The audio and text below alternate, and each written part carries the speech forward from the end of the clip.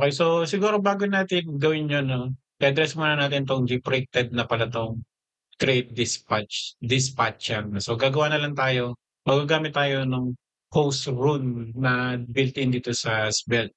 So tanggalin natin 'to, tapos ito ay magiging, export let on add ay equals to do, to do plus equals to arrow function void. Okay. So itong dispatch, papalitan natin siya ng on add. Okay. So dito pala nakalimutan natin 'no, na tawagin yung handle submit na method. Okay. So mag-e-error yung ating main app kasi hindi na 'to kilala 'no, yung ating ginawang to do yung kanina 'no. So ang gagawin naman natin guys ay itong ating handle add event to do ay babaguhin natin. Gagawin natin 'tong to do equals to do. Okay, so ito ay gagawin na lang natin siyang to do dot text,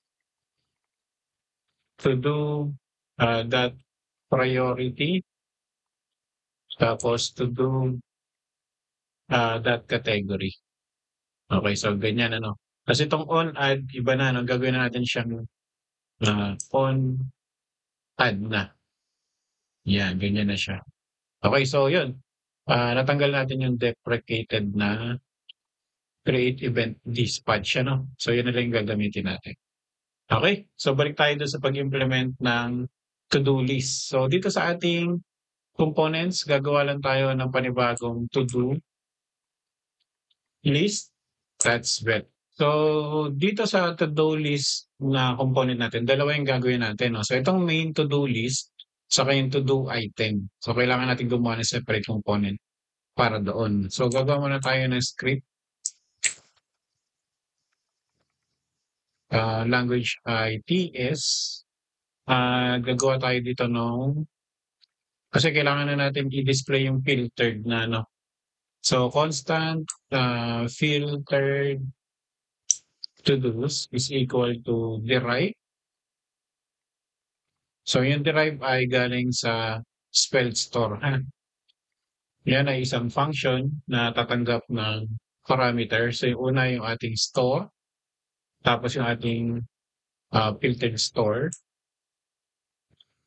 Tapos sa loob nun ay kailangan natin magpasa ng function.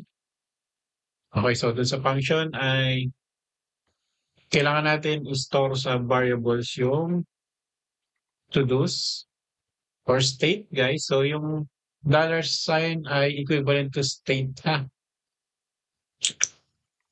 Tapos filter. Okay, so nalito na. So ito ay tatanggap ng parameter sa kanong function. Okay, so dito ay kailangan pa natin mag-declare. Tapos ito tatanggalin natin, lipat natin siya rin. Yan, ganyan siya dapat. So ito ay tanggalin muna natin, no? Yan, kaya tayo nalilito. Okay, so dito ay kailangan natin mag-switch statement. So bago muna pala tayo switch statement ay curly braces muna. Ayan. Okay, so switch statement yung ating filter. Pag ang value ng filter natin ay active, ang gagawin natin ay i-return natin ay yung ating to-dos that filter. The to-do is not equal to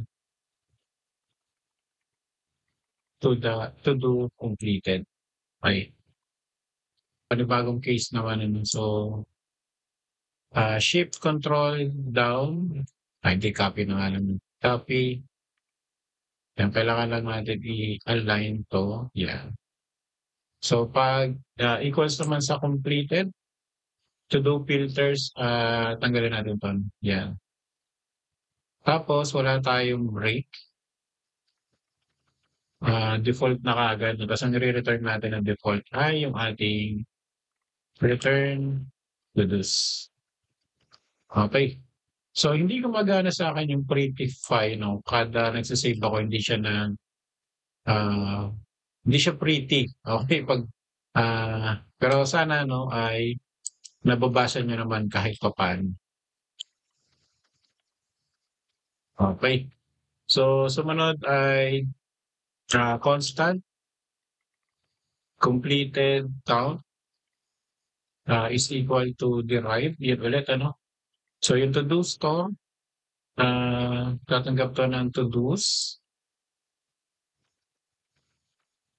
na function, ano? Tapos to-dos, dot filter. So, sabi ko nga guys, yung dollar sign, ang kadubas nun ay state, ano, parang sa React.js ay use state. Okay. So, ganyan lang kadali mag-declare ng state sa Svelte. So, yan yung complete count. Basically, kinakount lang natin yung laman ng ating to-do item. Ano? Tapos yung ating function clear, mamaya no, ako, ilalagay natin to yung, i-clear natin yung ating, okay. So, yan na yung ating functions, no? Wala na tayong masyadong i-add dyan. Dito na tayo sa ating, okay. So, kung doon sa mga hindi familiar doon sa Svelte, ano, yung derived na galing doon sa writable natin o doon sa ating Svelte store, basically ginagawa lang niya katulad dito sa description niya. So, derived value store by synchronizing one or more readable stores. So, sa pagkakataon nito yung ating to-do store and applying an aggregation function. So, yung ginagawa natin dun sa store na context natin o dun sa ating existing data ay nagde-declare pa tayo sa loob ng function na yun kung ano yung magiging manipulation sa loob. Ano? So, yun yung ginagawa ng derive. Okay. So, balik tayo dun sa ating HTML. Gagawa tayo ng main div.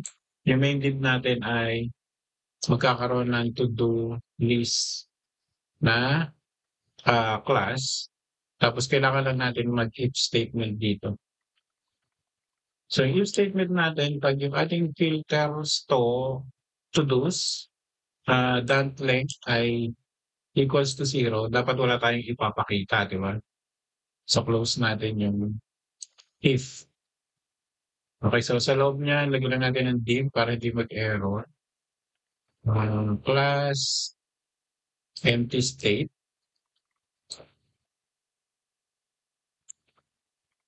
So, dapat may papakita tayo na walang laman yung ating to-dos. Parang i-encourage natin yung user na maglagay ng to-do data.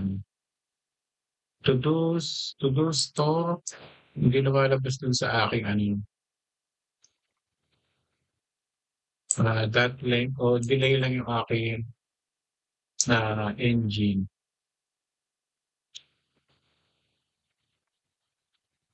And if, so dito sa loob ay lagay ulit tayo ng isang div na may empty icon. Okay, so yung empty icon natin ay isang emoji lang. Yan. H3, no to-dos yet. Tapos yung ating paragraph sa baba, yung subtext. Add your first to-do to get started. So parang encouragement lang. Kung may laman naman, so dito tayo, no?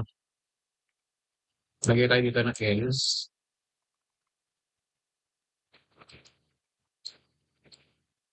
Kung may laman naman ay div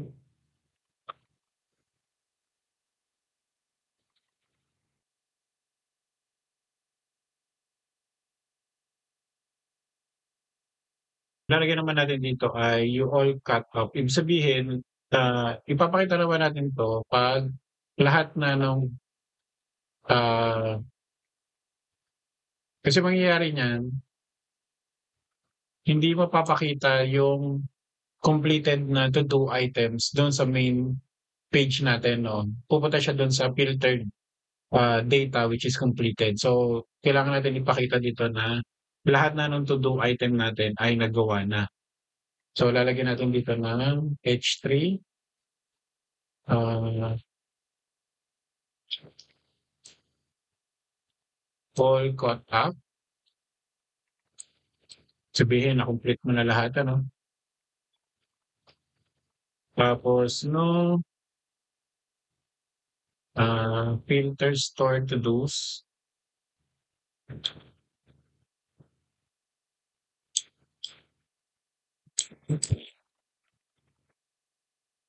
So, nasan ba to? Bakit hindi ko ba siya na-declare? Yun siya, oh. Naka-store siya sa isang, pero hindi siya nag-auto um, completion, kumbaga. Anyway, tuloy na lang natin ang equals to active or active filter store equals to completed. So nested ano to if statement shorthand to-dos for sure. To-do store hindi pala curly braces kaya pala okay. So kanina okay na pala yung kanina kahit naka-double quote. Yan, so dapat ganyan. Okay, lagyan lang tayo dito ng else ano. Else pakita tayo dito ng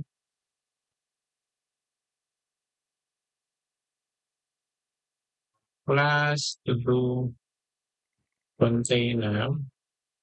Tapos dito natin i-loop no. So each filter to-dos has to do. Tapos lalagyan natin siya ng ID para hindi magkaroon ng problema sa ID. Tapos end natin yung each. So dito natin lalagay yung ating to-do items, no? Dito natin i-display. So ayusin ko muna to. So if end if. Tapos sumunod natin yung completed, ano, yung papakita. So if completed count is greater than 0, and if natin, natin dito yung clear completed. Tapos yung ating button on click, set natin dito yung clear completed. Class clear button. Tapos lagyan na natin dito ng trash 2. Size natin ay 16.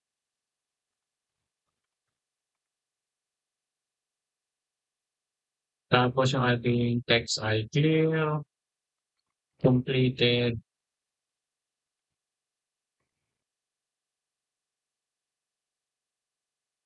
Okay, so sumunod na naman natin yung ating item to do, no, na gagawin nating component. So punta tayo sa components, to do, item, that's web. Okay, so bago natin gawin yan ay lagyan muna natin ng style itong ating to-do list, no, para ready na siya pag-display.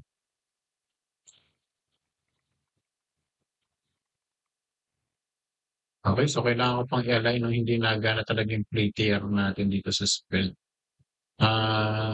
Okay, so anyway, so para hindi ko nakita mo rin ay papasok ko yung video, lalagyan ko na lang ng background music.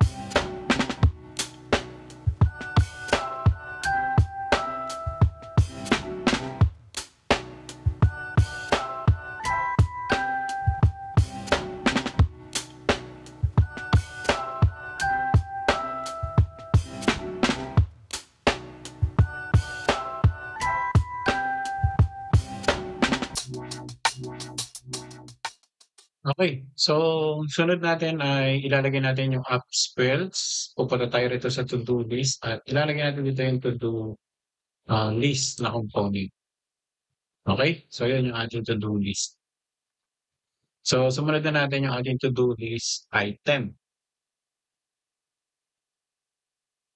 Okay. So, next natin ay itong to-do item component natin. Ano? So, open lang tayo ng another script, language IDS. Then, mag-export lang ako rito ng let to do.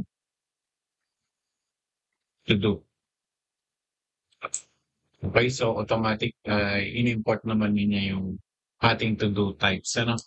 So, kailangan natin lagyan din ng state o ng variable ng pag-checking if editing ba yung ating user. Kasi kailangan natin ipakita yung ating input pag i-edit na ni user yung ating task name. Ano? So, is editing is equal to false by default. Tapos let edit text. Ito yung equals to do that text. Okay.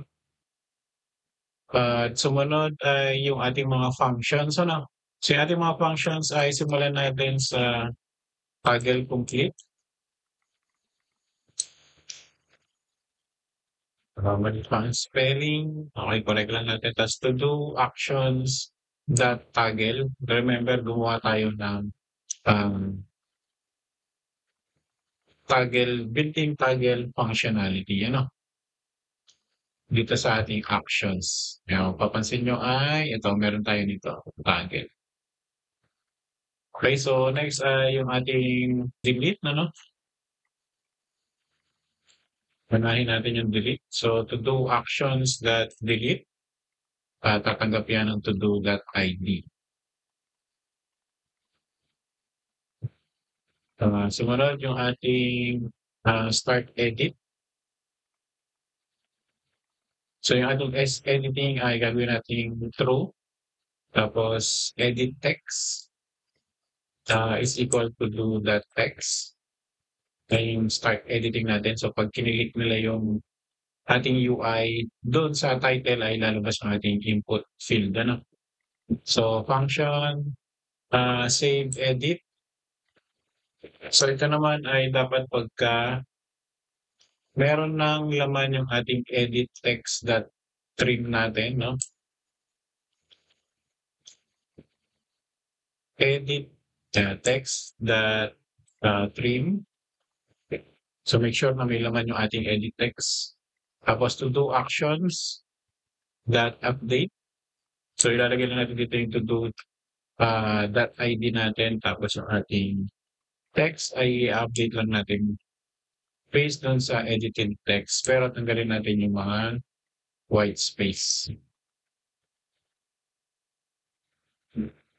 Okay, so sumunod, cancel edit, ano? So kailangan din natin yun. Cancel edit. Is editing is equal to false. Tapos yung edit text natin ay equals to do text. Okay. So function handle key down. So yan ay equals to event. Key event, keyboard event. Okay, so baba natin ng konti. Tapos ating i-check ulit yung ating event ay event key ay equals to enter. Tawagin natin yung ating save edit. Else if yung ating key naman ay event that key naman ay equals to escape. Cancel lang natin. Cancel edit. Okay.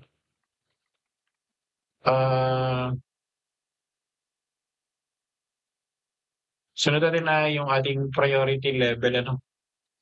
So get priority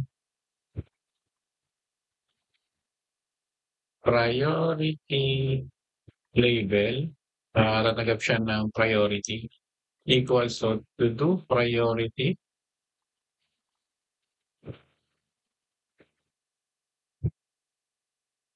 switch case tayo guys, no? So kung ang ating priority ay equals to high, return capital lang natin, no? High.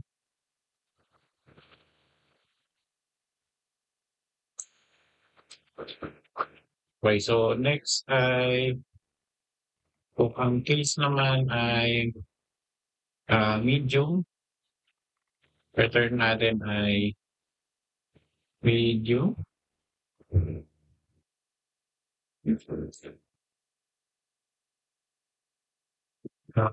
Case naman ay low,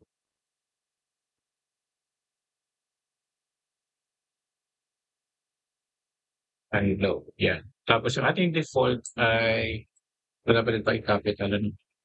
Yung ating default ay medium lang, ano? Return medium. Okay. So, ito pwede na natin ito kung ganyan, ano? Okay. So, I think kailangan din natin based dito, no? Kailangan natin copy, paste yung ating ano naman, get priority color. Yan. So, yung get priority color natin, pag high, lagyan natin ng konting red, ano, TF, apat na 4. Tapos pag medium naman, EF59, E0B. Pag low naman ay 10B981. So pag medium naman ay ka-copy paste lang natin to. Hindi pala, no? Ito pala yung medium natin. So yung ating default ay grayish, no? 7280. Okay, so yan yung mga functions natin. Sumunod naman yung ating HTML element. Ano? Okay, so gagawa lang tayo ng main div natin. No? Tapos lalagyan natin siya ng to-do item na class. At ito, no, pag yan ay complete na, tawagin na agad natin yung, so kung yan ay complete, to-do that complete, ano, yeah, completed. Completed yan. Pag yung class natin ay complete, ito yung magbe-base yung class natin based dun sa complete state niya kung yan ay false or true. So yung div natin to do content. Tapos lagyan din tayo ng button dito. No? So yung button natin ay use to lang siyang checkbox. At yung ating class check ay mag-base din sa ating to-do that completed. Ano? Okay, so yung ating button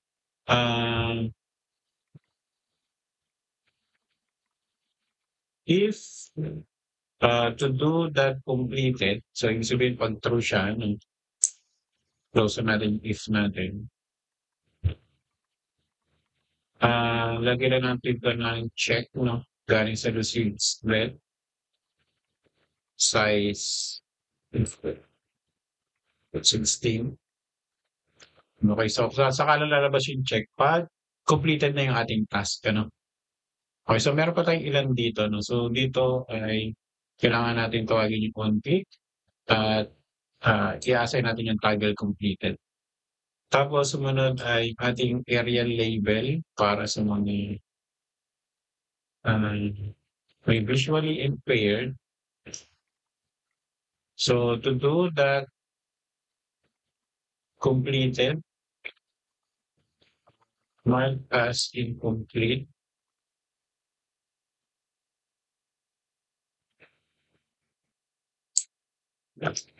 Or yung ating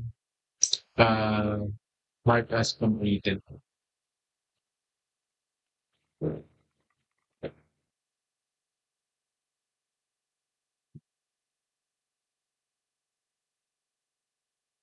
So area. Okay, so area label pala. Sorry guys.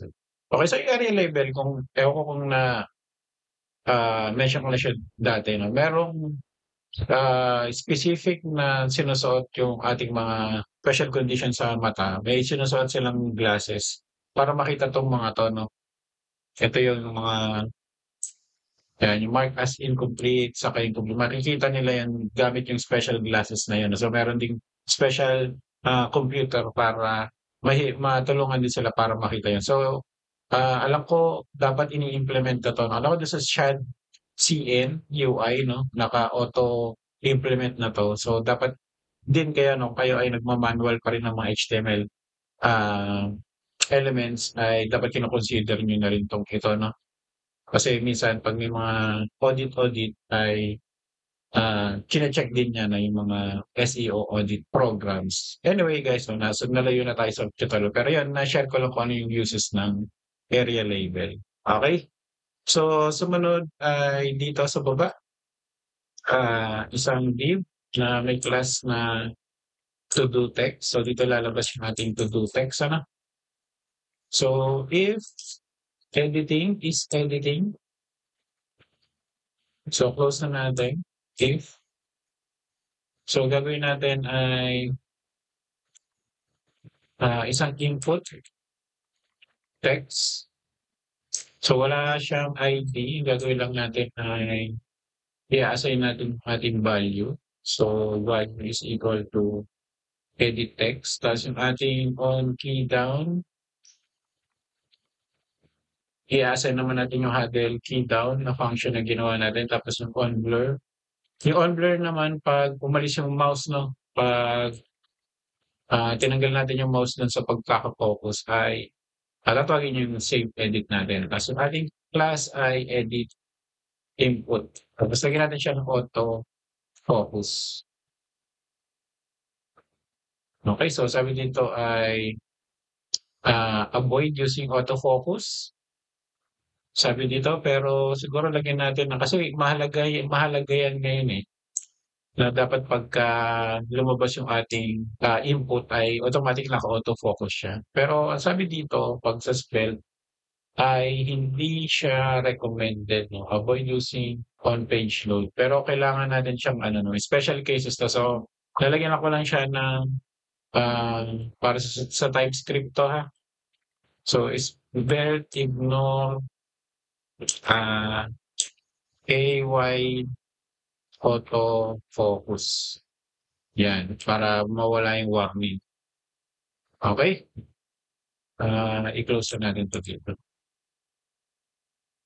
Okay, so dito naman sa baba, else, lagay tayo dito ng span. So yung ating emit abbreviation ay hindi ko, minsan gumagana, minsan hindi. So depende siguro sa templates, ano. So ito ay to do that text. So dito magdi-display yung ating to do text. Tapos yung ating class completed equals to do that completed. Okay? So sa baba, kailangan natin maglagay ng meta. No? So to do meta na div. Lagay din tayo ulit ng if to do that category. End natin yung if.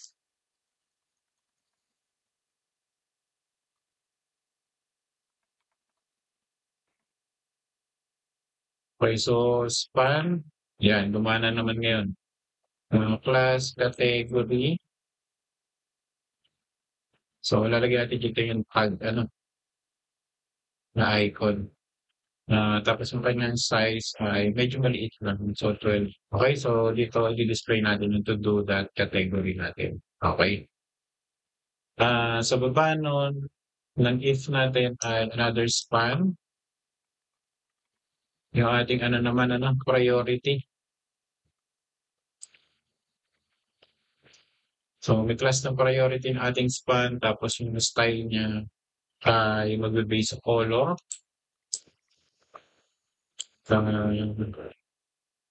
Get priority color na function yung ginawa natin kanina. Tapos to do that priority.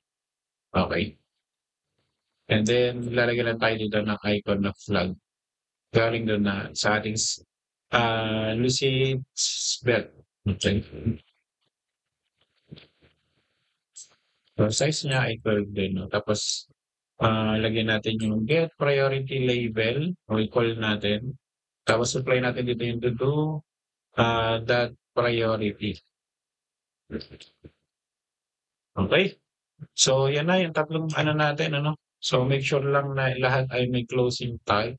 Kasi hindi gumagana yung ating prettier, ano, to do content. Okay naman siya. Okay, so next natin ay meron tayong content, no? Doon yung button, tapos papakita yung ating uh, check, tapos yung ating to do text. Sumunod naman yung ating actions, ano? So to do action, so dito natin ilalagay yung ating button. So yung unang button natin ay yung ating edit, ano? So lagyan lang tayo dito ng edit 3 na icon na ang size niya ay 16. Okay, so okay na tayo edit 3.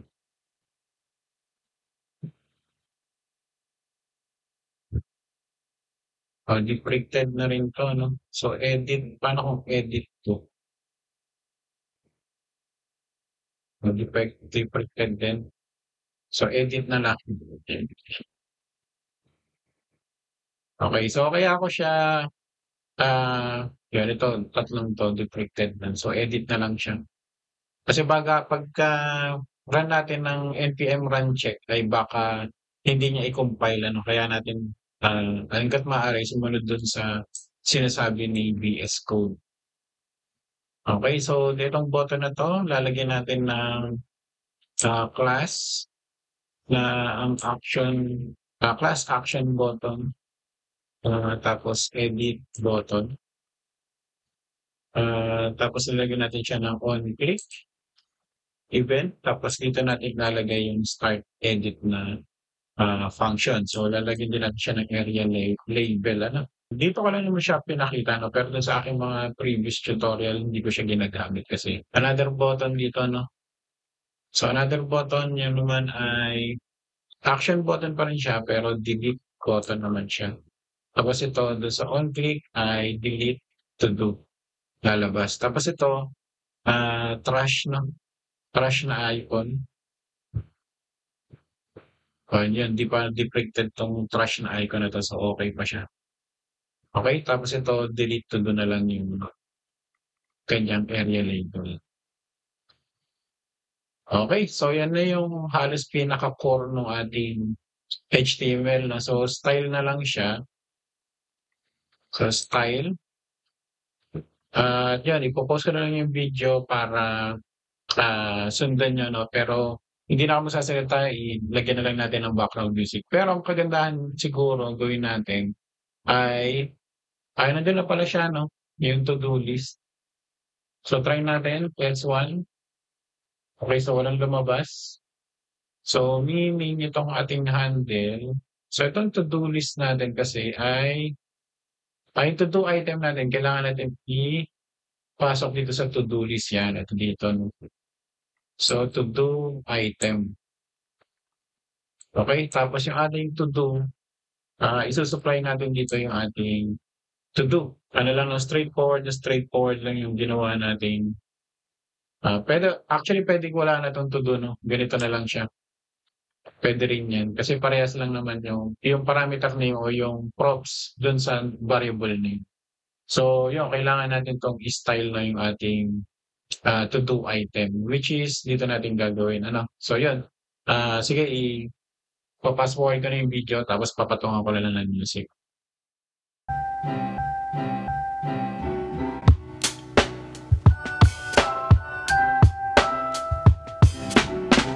Okay, so natapos na yung ating styling, no? Inalign ko lang siya ng konti, pero okay naman na siya. Pero meron tayong ilang tatapusin dito kasi yung ating, alam ko yung app, yan, yung app, ano natin, hindi natapos, no?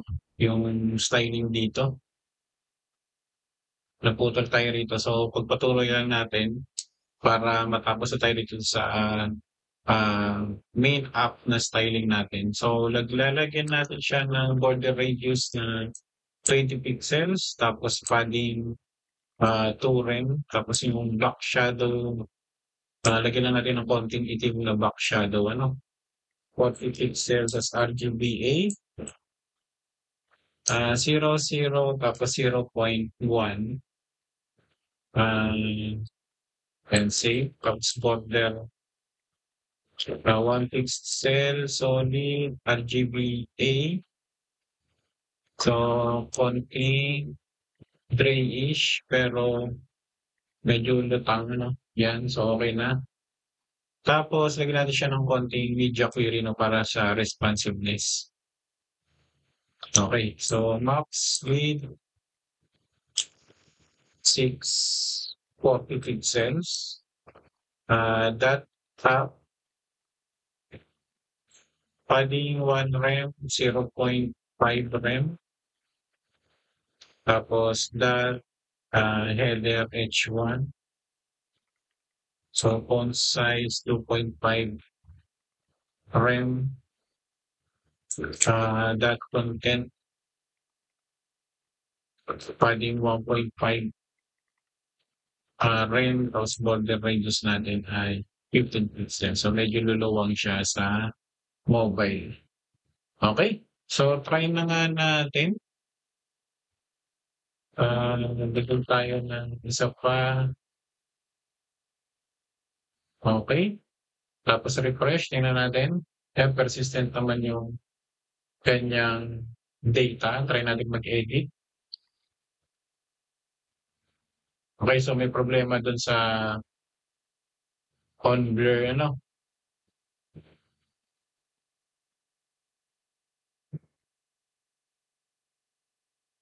Okay, so dapat yung ating is editing ay gagawin nating false.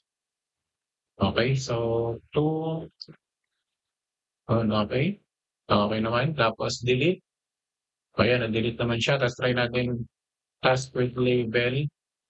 Advanced, gawin natin siyang high work. Ayun, okay naman siya. Tapos try natin yung ating clear. Yan. Okay naman siya, guys. No? So, sumunod natin ay yung ating progress tracking sa yung filterization. Siguro yung filterization, unahin natin kasi dito siya dapat sa taas. So, gawin natin na yung component. Hindi folder, file. To do filter, that's vet. Okay, so dito natin, that pala filters, to do filters. So dito natin lalagay yung ating code. Siguro i-call na natin siya dito agad. Yan, dyan. Okay.